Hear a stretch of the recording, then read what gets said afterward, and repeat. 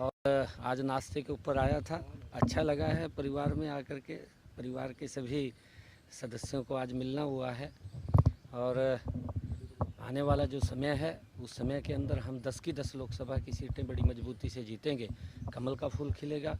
नरेंद्र मोदी जी को तीसरी बार प्रधानमंत्री बनाने में हमारी हरियाणा की अहम भूमिका होगी और उसके अंदर कुलदीप जी का भी एक हाथ बड़ा उसके अंदर होगा। तो कहाँ कुलदीप जी प्रचार करेंगे सर, भव्य कहाँ करेंगे? वो उसकी बैठ कर के सारी रचना बनती है, योजना बनती है पार्टी के अंदर बैठ कर के कहाँ कहाँ ड्यूटी लगेगी, क्योंकि जहाँ भी ड्यूटी लगेगी और जिस नेता की भी ड्यूटी लगेगी वहाँ पर वो जाएंगे। सर कांग्रेस अभी तक टिकट नहीं बांट पाई है। बीजेपी के तमाम प्रत्याशी मैदान में है सर, लगातार देरी देखने को मिलती हुई नजर है। किस तरीके से उनकी रणनीति को देख रहे हैं? कांग्रेस में मंथन चल रहा है, क्योंकि जो बड़े नेता हैं, चाहे भूपेंद्र सिंह हुड्डा थे, पिछली बार चुनाव लड़े थे, रह गए थे। अब की बार कहीं ना कहीं उनके मन में इस बात का डर है कि अब की बार भी हम हार ना जाएं, और उस हार के डर के कारण वो कहीं ना कहीं मैदान में उतरने से डर रहे हैं और किसी न किसी के ऊपर कभी किसी पे हाथ रखते हैं, कभी किसी पे हाथ रखते हैं।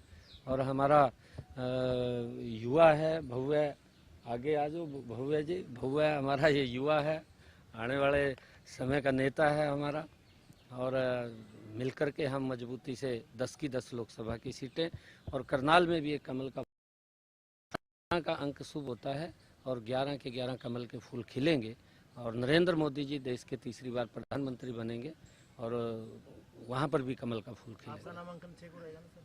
6 तारीख को। सर कांग्रेस के मैनिफेस्टो को लेकर लगातार चीजें वो देखने को मिलती है। प्रधानमंत्री ने निशाना साधा कि मंगलसूत्र लेने तक का जो काम है वो कांग्रेस कर देगी। सर विरासत टैक्स को लेकर भी कांग्रेस के नेताओं का बयान दिया है विरासत टैक्स वाला सर।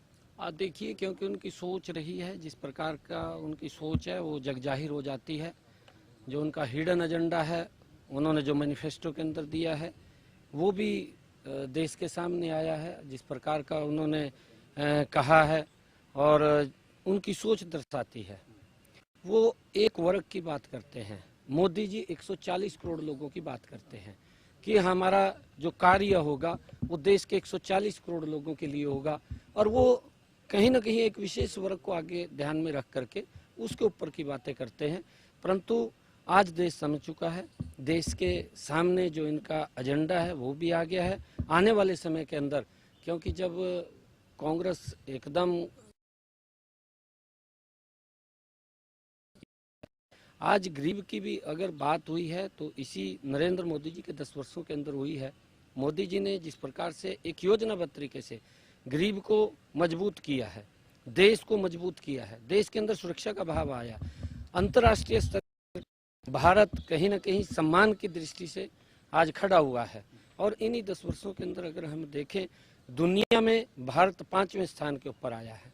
ये प्रधानमंत्री जी का ही विजन है कि आने वाले समय के अंदर दुनिया में भारत तीसरे स्थान के ऊपर खड़ा हो, उसके लिए काम कर रहे हैं। Thank you.